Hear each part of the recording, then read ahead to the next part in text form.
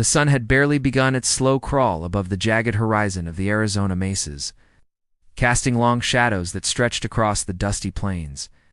A lone rider appeared, his silhouette tall and unyielding against the amber sky. He was an Apache warrior named Dakota, a man whose silence carried the weight of storms, and whose eyes held secrets no one dared to pry. Yet even he could not foresee the storm about to crash into the quiet life of his remote homestead. Inside the adobe house, perched on the edge of a canyon, Althea, his servant, moved quietly. She was not like the other women who had passed through his life, fearful, cautious, bound by the chains of expectation. Althea's spirit was gentle, yet unbroken, and her eyes, dark and deep, seemed to see into the heart of anyone who crossed her path. She had served Dakota's household for years, tending to chores with care, never asking for much. Yet her presence lingered in the rooms like a soft, unspoken truth. The wind carried whispers across the canyon that morning, and with them came a tension that neither Dakota nor Althea could ignore. A letter had arrived from a neighboring settlement, a letter that spoke of debts owed, of rival claims to land, and of betrayal that could tear families apart. Dakota ignored it at first, brushing the words aside like dust on his worn boots. But Althea had read it, her hands trembling slightly as she folded the paper. Her thoughts were not of the debts or the land. They were of a secret she had carried for months, a secret that could shatter the fragile balance of trust in Dakota's world. She had tried to hide it, to protect herself and the child growing inside her. Every day, she felt the little life move, a reminder of a bond she feared would never be acknowledged.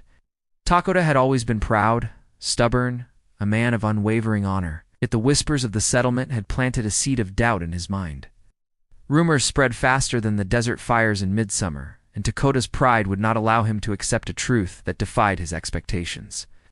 One evening, as the sun dipped low and painted the sky with streaks of crimson and gold, Althea found herself standing on the porch, her hands resting on her swollen belly. Dakota approached silently, his footsteps muted against the hard-packed earth. He looked at her with a mixture of suspicion and something softer, something he could not name. "This child," he said finally, his voice low and roughened by years of commanding silence. "It is mine?" Althea's heart clenched, but she did not falter. "The child carries your blood," she said simply, her voice steady despite the fear bubbling inside her. But you must see it for yourself." Dakota's gaze narrowed. Atoged, pride battled with instinct, suspicion with the flickering hope he refused to admit. He turned away, walking toward the edge of the canyon, where the wind cut through his coat like a knife. The canyon echoed with the harsh cries of distant hawks, a reminder of how isolated their lives were, how fragile trust could become when shadows of doubt crept in. Days passed, and the child's presence in the household became impossible to ignore. Althea's condition made it harder for her to move unseen, to hide the proof of a truth that seemed too extraordinary to believe. Dakota found himself watching her in silence, his thoughts a storm he could not calm. Each glance at her, the way she tended to chores, the way she smiled softly when she thought no one was looking, stirred feelings he had long buried. A fierce desire to protect her clashed with the pride that would not yet allow him to acknowledge the truth. The settlement began to buzz with gossip.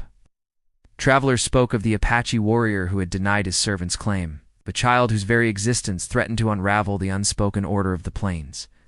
Althea faced these whispers with quiet strength, but the weight of shame and fear pressed heavily against her heart. Every night, she prayed that Dakota's stubbornness would bend, that he would see the truth in the child's eyes, in the unmistakable features that spoke of bloodlines and belonging. Meanwhile, Dakota wrestled with a storm within himself. The Apache code demanded honor, respect, and loyalty. Yet the man in him struggled to reconcile what his eyes could not yet fully accept. He rode alone through the canyons at dusk, feeling the wind whip his face, thinking of the child whose very existence challenged everything he believed. He could not ignore the pull of something deeper, something tender and raw, hidden beneath years of discipline and solitude. Then came the day when the wind shifted, carrying with it a stranger from the distant plains, a healer, who spoke with wisdom that seemed older than the mountains themselves. She observed the household quietly, noting the tension that hung like smoke in the air. "The child," she said softly, looking at Dakota with eyes that pierced through pretense, "will reveal what words cannot." "I'll watch closely." Dakota felt a shiver run down his spine. There was a truth he had been blind to, a bond he had denied, and now, it seemed, the universe demanded acknowledgement. He returned home with a heaviness he could not shake, each step toward the adobe house echoing like a drumbeat of fate. Inside, Althea moved with a grace that belied her anxiety, and the child, still unnamed, cooed softly, oblivious to the tension that filled the room. Dakota stopped in the doorway, his eyes locked on the little face that mirrored his own. Time seemed to freeze, and the world beyond the adobe walls fell silent. The child reached up, tiny fingers brushing against Althea's hand, and for a fleeting moment the truth shimmered in the air like sunlight dancing on water. Dakota's heart thudded painfully, pride and longing warring for dominance, and he realized that the reckoning he had feared was inevitable. Outside, the wind carried distant cries, wolves, coyotes, the relentless howl of the plains. Inside, a silent battle raged between denial and acceptance, suspicion and love. The Apache warrior's eyes lingered on the child, and for the first time the rigid walls he had built around his heart began to crack. Yet before any confession, any embrace, any acknowledgement of the bond that tied them all together could take place, a shadow fell across the doorway, a figure from the past, a secret long buried, a revelation that threatened to change everything. Dakota's hand tightened on the wooden frame. Althea's eyes met his, wide with fear, hope, and something unspoken. And the child, innocent and unaware, became the key to a truth that would not be denied, no matter how fiercely he had tried. The plains held their breath, waiting. The canyon echoed with the weight of unspoken words, the kind that could destroy or heal, that could bind hearts together or shatter them forever. Dakota's decision, the truth of the child, and the storm that approached from the horizon promised a reckoning unlike any the Apache warrior had ever faced. And then, with a rustle of wind and the sharp cry of a hawk overhead, the moment hung in suspended silence, a truth waiting to be revealed, a heart waiting to be claimed, a story ready to ignite. Dakota stood still in the doorway long after the wind settled. The shadow that had crossed the entrance did not belong to a stranger from the settlement, as he had first feared, but to something far more unsettling. It was the memory of a promise he had made years ago, before pride hardened his heart and before loneliness became his only companion. That promise now returned with the weight of consequences. He remembered the early days when his home was newly built, when the land still felt wild and untouched, and when he believed strength meant standing alone. Back then, he had rescued a wounded traveler during a winter storm. The woman's name was Seraphina Vale, a schoolteacher from a distant town who had come west seeking a new beginning. She had spoken with calm courage, her voice steady, even when fever shook her body. Dakota had cared for her until she recovered, and in those quiet weeks, something unspoken had grown between them. It was not rushed. It was not loud. It was the kind of bond that formed in silence, under starlit skies, when two people shared stories of loss and hope. When Seraphina left, she had pressed a small token into his hand, telling him that honor should always guide his choices. Dakota had promised her that he would protect those under his care, no matter the cost. He believed he would never need to test that vow. Now, years later, that promise felt heavier than any weapon he had ever carried. Inside the adobe house, Althea remained near the cradle she had carefully prepared. The room was simple, lit by lantern glow, with hand-woven blankets and wooden furniture built by Dakota himself. The child rested there peacefully, small hands curled near the chest, breathing softly. Althea watched with quiet devotion, brushing the child's cheek with gentle fingers. Her heart carried fear, yet it also carried strength. She had endured whispers, cold stares from travelers, and the uneasy silence that filled the household. Still, she had never spoken against Dakota. She believed that truth would reveal itself in time. Dakota entered slowly, removing his hat and placing it on the table. His presence filled the room, yet he said nothing. His eyes moved toward the cradle, and for a moment he did not see suspicion. He saw memory. The child's features were unmistakable in the flicker of lantern light, the shape of the eyes, the curve of the brow, the quiet intensity in the expression, even while asleep. It was as if history had decided to return in human form. But Dakota forced himself to look away. He had lived among the Apache people with pride in his heritage and loyalty to his tribe. Reputation mattered. Honor mattered. The community respected strength and consistency. Any sign of weakness could be twisted into gossip. Already, word had begun to spread among neighboring ranch hands and traders. The frontier was not kind to uncertainty. Rumors traveled faster than horses across open land. Dakota understood this world well. He had defended his territory from outsiders, negotiated boundaries, and maintained peace through discipline. Yet nothing prepared him for the tension inside his own home. That night, he sat outside beneath the vast sky. The stars stretched endlessly above, bright and distant. The desert air cooled, carrying the scent of sage and dust. Dakota replayed every moment since the child's birth. He tried to find proof that he was mistaken, but memory refused to bend. Althea eventually stepped outside, wrapping a shawl around her shoulders. She stood beside him without speaking. Their silence felt familiar, yet different. There was history now, and history changes silence into something fragile. "You believe the child does not belong to you?" she said quietly. Dakota's jaw tightened. "I believe only what I can confirm." Althea nodded, though her eyes shimmered with restrained emotion. "Then let truth speak in its own way." Her words were not defensive. They carried patience. She had endured enough to understand that truth does not always arrive loudly. Sometimes it grows slowly, like roots beneath soil. Dakota studied her face. Althea had never sought comfort or wealth. She had stayed when others might have left. She had prepared the nursery, sewn tiny garments, and protected the child with unwavering care. Her devotion was not the kind that could be icily questioned. Still, doubt lingered, not because of her, but because of the world outside. The next morning, riders were seen in the distance. Dust trails marked their approach. Dakota observed from the ridge above the house. Among the riders was Calder Whitmore, a land surveyor known for claiming disputed territory. Calder's presence meant trouble. He had once tried to purchase land near Dakota's boundary and had been refused. Calder dismounted near the canyon's edge and surveyed the area with calculating eyes. He was accompanied by two men who remained silent but watchful. Dakota recognized ambition when he saw it. Men like Calder thrived on instability. From afar, Calder's gaze briefly shifted toward the house, then toward Dakota. The expression that followed was unreadable. Dakota felt tension coil within him. The arrival of outsiders at this time could not be coincidence. The child's existence, the rumors spreading, and Calder's sudden visit felt connected in ways he did not yet understand. Inside the house, Althea sensed the change in atmosphere. She secured the doors and held the child closer. Though she had no weapon, her resolve felt like steel. She would protect the child at any cost. That evening, Calder requested a private meeting.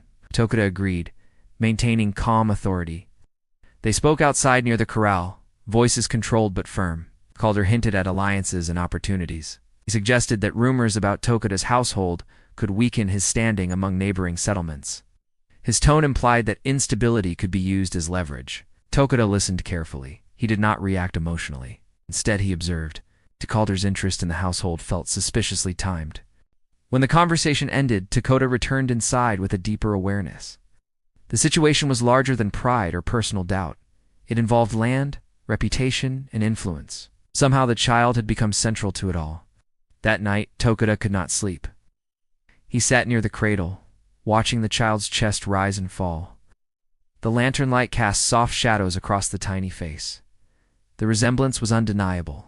It's not only in features, but in expression. Even in rest, the child carried an intensity that reminded Dakota of his own reflection in a mirror. Althea approached quietly. She placed a hand on Dakota's shoulder, not demanding forgiveness, not forcing confession. Just presence. Outside, the wind began to rise again. It moved across the canyon with restless energy. Somewhere in the distance, a horse neighed. Dakota stood slowly. He sensed that the calm would not last. The visit from Calder, the spreading rumors, and the reappearance of Seraphine's memory all felt like threads weaving together. But the pattern remained unclear. He looked once more at the child. The moment the child opened their eyes, the gaze was steady, direct, unafraid. Dakota froze. There was something in that look that pierced through doubt, through pride, through years of guarded silence. Yet before he could speak, a distant shout echoed from outside the canyon walls. Takeda moved toward the door, instincts alert. Althea followed, holding the child close. The night had shifted. The horizon felt unsettled. Whatever truth awaited them had not yet revealed itself, but it was drawing nearer with each passing breath. And in the quiet glow of lantern light, the child's eyes remained open, as if witnessing everything in silence, holding a truth that the world had not yet heard. The shout outside cut through the night like a warning bell. Takeda stepped beyond the doorway first, his posture straight, his presence steady. Althea followed closely, holding the child against her chest. The lantern light behind them glowed softly, but the yard ahead lay in darkness broken only by moonlight. From the canyon trail, two riders approached at a measured pace, not rushing, not retreating. Takeda recognized the voice before the figures came into clear view. It was Calder Whitmore, returning far too soon after their earlier conversation. The surveyor dismounted with deliberate calm, adjusting his coat as though he owned the land beneath his boots. His men remained behind him, silent but alert. Calder's gaze moved from Takeda to Althea, then settled on the child. A faint smile appeared, though it did not reach his eyes. "I heard there was a matter of inheritance here," Calder said smoothly. "In these parts, such matters can influence land claims." Takeda did not respond immediately, studied Calder's posture, the way he positioned himself to be seen clearly. This was not a casual visit. It was pressure, carefully applied. Althea felt the child stir against her shoulder. She tightened her hold, her heart steady, despite the fear building in her chest. She had faced judgment before, but tonight felt different. The air carried expectation, as if the canyon itself was listening. Takeda spoke at last. "This is not a place for speculation. Speak plainly." Calder's smile thinned. "Plainly, then. Rumors travel. Some say this household hides a truth that could affect property boundaries. If questions arise about family ties, they can shape legal standing." The words struck hard. Family ties, legal standing. These were not matters of gossip alone. In the expanding frontier, identity and inheritance carried weight. Takeda understood that well. Land disputes could become long conflicts. A disputed child could weaken claims. Calder knew this. Althea's voice remained calm when she finally spoke. "This child is not a tool for land or power. The child is a life." Her tone was gentle yet firm. There was no anger in it, only dignity. Calder's eyes lingered on her. For a moment, something unreadable crossed his expression. Then he turned back to Takeda. "You are respected among your people," Calder continued. "But respect can shift if doubt spreads. I would advise clarity. Public acknowledgement would silence speculation." Takeda felt the tension rise inside him. Public acknowledgement meant more than words. It meant standing before his tribe, before neighbors, and declaring a truth that he himself had not yet fully accepted. It meant risking pride. It meant choosing trust over fear. Behind the scenes of this confrontation, other voices stirred. Word of the gathering had already reached a few nearby ranch hands. Two men stood at the edge of the property, watching quietly. They represented the broader community, always ready to measure strength and weakness. Takeda sensed their presence without turning. The frontier was never truly private. Inside the house, the lantern continued to glow. The cradle stood near the wall, waiting. The child's soft breathing could be heard even from the doorway. That sound anchored Althea, reminding her why she stood firm. Calder shifted his stance. "There is also another matter," he said. "Documents have been reviewed regarding this canyon's boundary. If uncertainty grows about leadership stability, higher authorities may intervene." Takeda's eyes narrowed slightly. So this was not only about rumor, it was strategic. Calder intended to use uncertainty as leverage. The wind moved again, brushing dust across the yard. The night felt larger now, filled with invisible stakes. Takeda finally responded. "My leadership is not built on fear, it is built on trust." Calder gave a slight nod. "Trust must be visible." The conversation paused as distant hoofbeats echoed along the trail. More riders approached, slower this time. Among them were members of Takeda's tribe, drawn by news that something unusual had taken place. Their arrival shifted the balance of the scene. Now the discussion was no longer private. Takeda remained composed, though inside he felt the pressure of many eyes.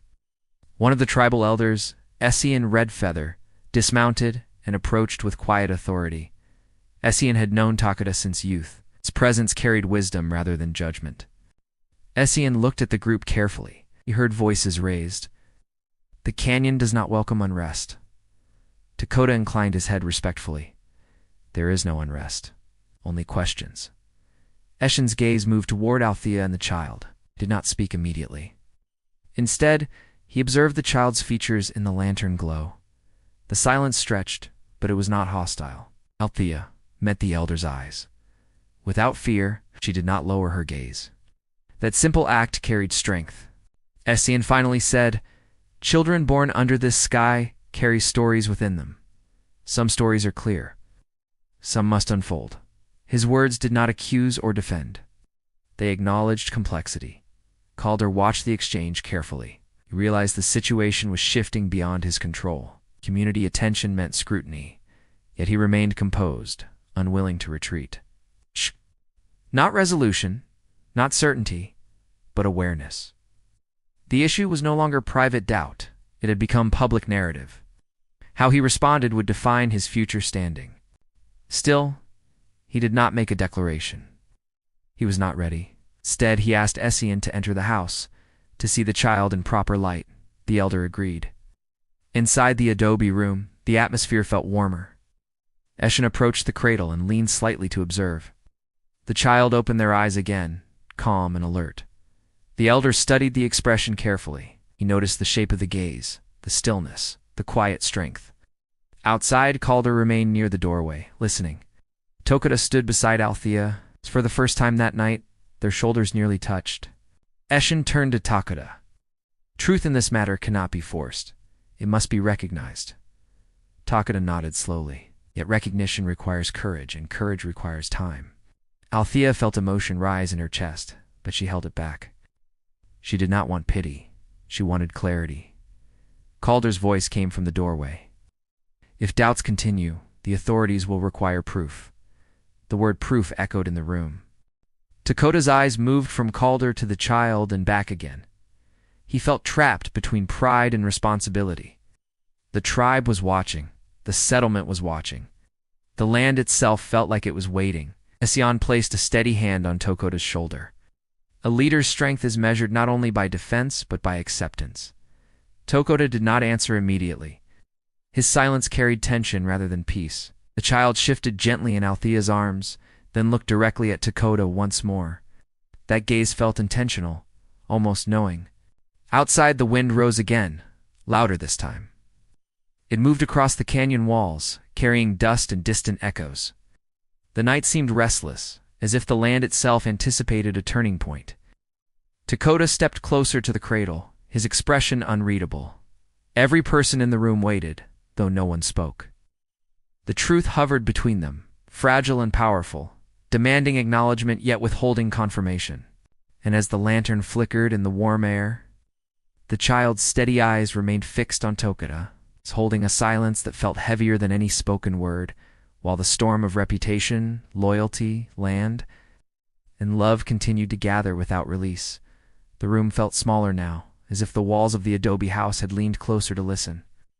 Takeda stood near the cradle, his reflection faint in the lantern glass. Outside, voices murmured among the gathered riders and tribal members. The canyon, once peaceful, now carried the weight of expectation. Every breath seemed louder than the last. Essien Redfeather remained calm, his presence steady like the desert stone. Calder Whitmore lingered near the doorway, watching carefully, measuring every reaction. The tension between them was no longer quiet. It was layered, deep, and ready to rise. Takeda finally turned toward the group. His eyes moved across each face, from elder to outsider, from tribe to settlement. He understood that whatever he said next would shape not only his household, but his standing among his people. Before he could speak, the child made a small sound, a soft cry that echoed gently in the room. Althea instinctively rocked the cradle closer, her expression protective. The sound felt simple, yet it shifted something in the air. Calder's gaze sharpened. There it is, he said quietly. The future speaking. Takoda's jaw tightened. He did not like the way Calder framed the moment. It felt calculated, as though every movement was part of a larger design. Isan raised a hand slightly, signaling patience. Let the night unfold without haste. Outside, a new group of riders approached the canyon entrance. Dust rose behind them, visible even in the dim light. The presence of more witnesses increased the pressure. Dakota knew that once the canyon filled with observers, silence would no longer protect anyone. Althea stepped closer to Dakota, her voice barely above a whisper. Whatever you decide, do not let fear guide you. Her words were not an accusation. They were a reminder. She believed in truth, but she also believed in his strength. Dakota looked at her. In her eyes, he saw loyalty, endurance, and quiet devotion. She had endured suspicion without turning away. She had carried the child through months of uncertainty. Her courage was not loud, but it was unbreakable. The new riders arrived at the yard. Among them was Rowan Hale, a respected ranch owner known for supporting fair land agreements. Rowan dismounted and approached with measured steps. I was informed there is a matter concerning leadership and family ties, Rowan said respectfully. If this situation affects community trust, we must address it openly. Dakota appreciated Rowan's honesty.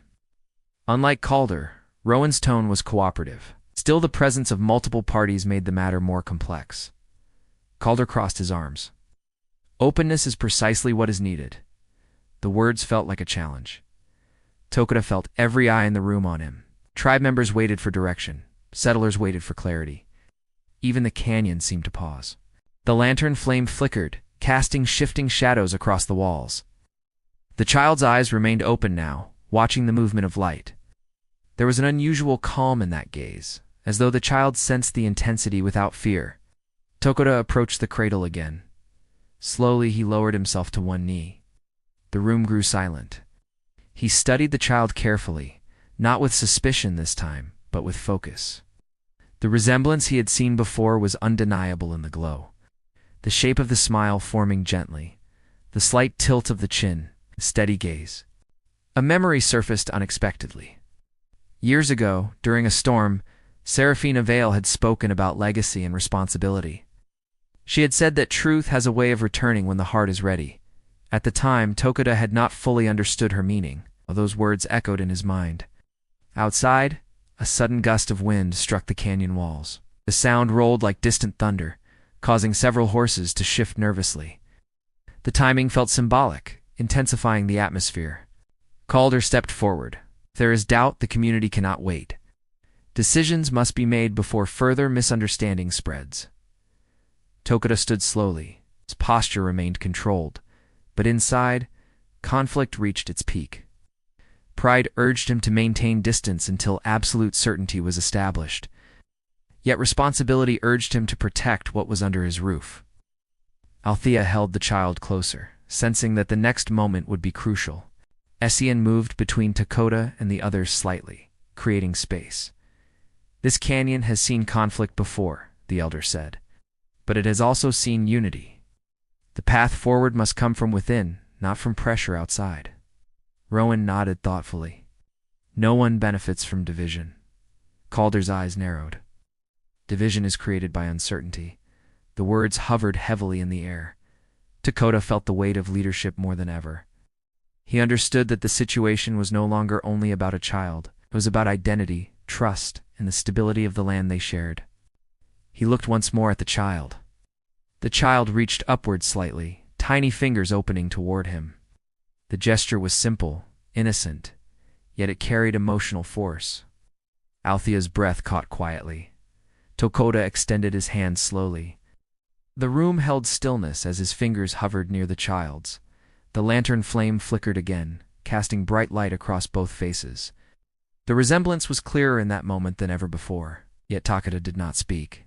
Outside, more footsteps approached. The gathering crowd had grown larger. Conversations murmured beyond the walls. News was spreading quickly across the canyon edge. The tension reached its highest point yet. Calder's patience was thinning. Rowan watched carefully. Eshin remained steady. Althea felt tears gather, but refused to let them fall. Dakota straightened to his full height. His eyes moved across the room with quiet determination. Whatever he chose next would either strengthen the community or fracture it. He could feel history pressing forward. The promise he once made, the memory of Seraphine's words, loyalty of his tribe, the protection of the land, the future of the child. All of it converged in this single night. The wind outside grew stronger again, rattling the wooden door slightly. A horse whinnied nervously. Dust slipped beneath the threshold. Tokuda inhaled deeply, preparing to speak.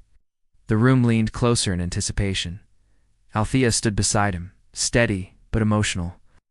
The child remained in her arms, eyes wide and alert, reflecting lantern light like small stars. Calder waited with controlled confidence, expecting a firm denial or a public declaration. Ision watched with wisdom, knowing that whatever came next would shape the canyon's future. Tokuda opened his mouth slightly, but paused, as though choosing his words with extreme care. The silence stretched, thick and electric. Every person in the room felt it. Outside, the night seemed to hold its breath as well, and in that moment, with the crowd gathered, the wind rising, and the truth about to be confronted before everyone present, the story stood on the edge of its greatest turning point, where pride, love, reputation, destiny were about to collide in a way that could change everything forever. Tokuda's hand finally reached out, steady and deliberate. The moment was quiet, yet powerful. He let his fingers brush the tiny hand of the child, and in that instant, a wave of recognition swept through him. The resemblance, the connection he had tried to deny, became undeniable. Every feature, every subtle expression, whispered a truth his pride could no longer ignore. Althea held her breath, sensing the shift. Tokuda's eyes, usually guarded and unreadable, softened. The tension that had gripped the canyon, the whispers of outsiders, the pressure from Calder, even the cautious gazes of his tribe, all of it began to fade into the background. There was only the child, the proof of a bond that had been present all along, and the overwhelming realization that love and responsibility could not be ignored. Eshin Redfeather nodded slowly, his expression approving yet calm. "The canyon sees truth," he said. "Truth is strongest when it is embraced, not denied." Calder Whitmore, who had been poised and calculating, straightened but did not leave immediately. He realized that his attempts at manipulation held no power here. The strength of honor and the quiet force of family outweighed any rumor or strategy. He gave a respectful nod and retreated toward his men, knowing the moment had passed him by. Tokuda turned fully toward Althea. His voice, low but certain, carried across the small room. "This child is mine, and I will protect them, as I should have from the beginning." Althea's eyes shimmered, a mixture of relief and joy. She stepped closer, allowing Tokuda to touch her shoulder gently. The child nestled between them, a tiny bridge connecting the two hearts that had been strained by doubt, by pride, and by fear. Outside, the wind shifted again, softer this time, as though the canyon itself had exhaled. The distant murmur of observers faded, replaced by a serene stillness that reflected the resolution inside the adobe house. The night sky stretched above, vast and reassuring, a reminder that even in the harsh frontier, peace could be found when truth was embraced. Tokuda lifted the child, holding them close to his chest. He looked into Althea's eyes, and there was no need for words. Years of restraint, uncertainty, and unspoken feelings were finally acknowledged. Their hearts spoke the language of trust, of love, of unity. It was a quiet, profound moment, yet more powerful than any confrontation or battle he had ever faced. Essien stepped forward, placing a steady hand on Tokuda's shoulder. "Your strength is not only in your skill or courage," the elder said, "but in your willingness to accept what is right, even when it challenges pride. You honor your family and your people by doing so." Rowan Hale, who had observed from the edge of the gathering, spoke next. "The community will follow your example.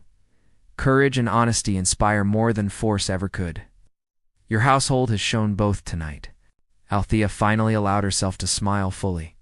The weight of months of uncertainty, the fear of judgment, the quiet endurance of days spent in silence, all melted away in that one moment of acknowledgement.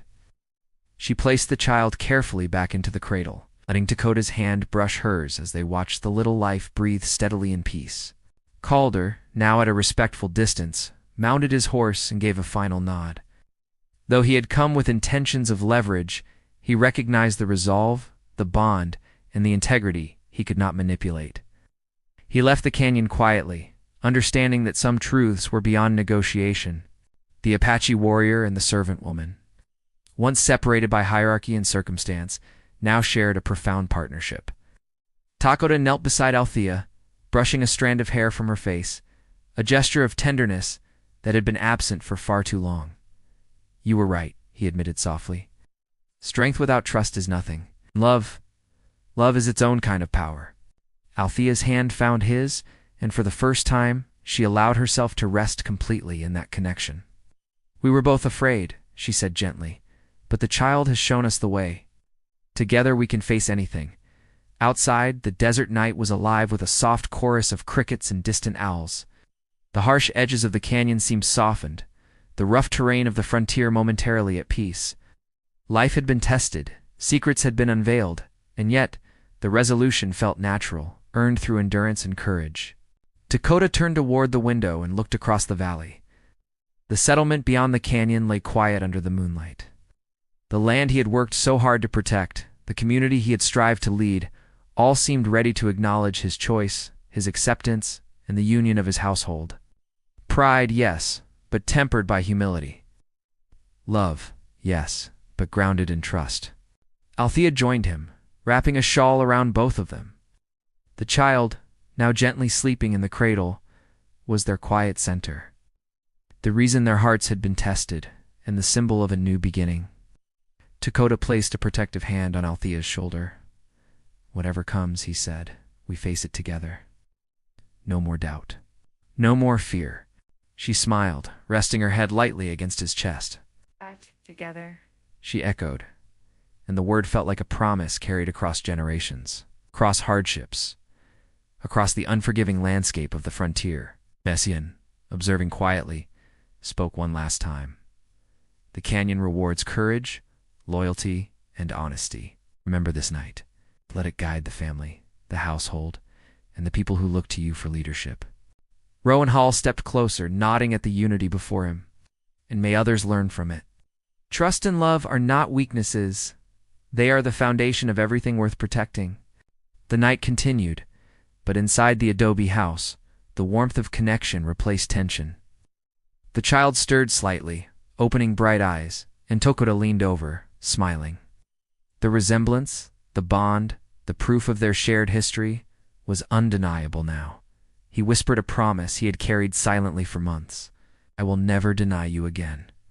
You are my child, and we are family." Althea joined him, her hand finding his.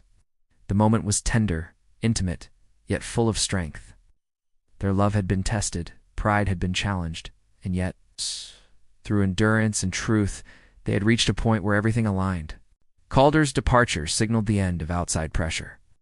The other tribe members, reassured by Dakota's decision and leadership, began to withdraw, their respect evident in quiet nods and careful glances. The night, once tense and uncertain, now felt protective, as though the canyon itself had accepted the resolution. Dakota lifted the child into his arms once more. "We begin anew," he said softly. "No secrets, no fear. Only trust and a family that stands together." Althea smiled, tears of relief glimmering in her eyes. "Yes," she whispered, "we have each other. That is all that matters." The desert night stretched on, stars sparkling above like witnesses to their triumph. The wind carried a gentle song across the canyon, soft and soothing. The challenges of the frontier remained, but within the walls of the adobe house, love, trust, and truth had conquered doubt. Dakota and Althea stood together, hand in hand, watching the child sleep peacefully. They knew life would continue to test them, but for the first time, they faced it united. Pride had been tempered, fear had been replaced with courage, and love had been fully acknowledged. The Apache warrior and the servant woman, now partners in life and parenthood, had forged a bond that would endure. And in that quiet night, the canyon held a gentle promise that the future, shaped by courage, trust, and love, would be brighter than the trials of the past. The child, the living symbol of truth, would grow in a world guided by honor and devotion. Nurtured by two hearts that had finally embraced the most powerful truth of all, that love and family are worth any battle. The night settled over the homestead, calm and tender, and for the first time in many months, Tokuda felt a sense of peace he had long believed impossible. Althea rested her head on his shoulder, and together they watched the first hints of dawn brush the horizon, carrying with it hope, promise, and the certainty that no force, neither rumor, pride nor fear could break the bond they had forged. The Apache warrior had denied nothing this time. The child's face had revealed the truth, and in that revelation they had all found a beginning worth every trial they had faced. Love, trust, family, these were the lasting victories of the night. And for Tokuda, Althea, and their child, the horizon was finally theirs to embrace. If this story touched your heart, please subscribe to our channel. Your support means a lot to us and gives us the courage to create even more exciting stories.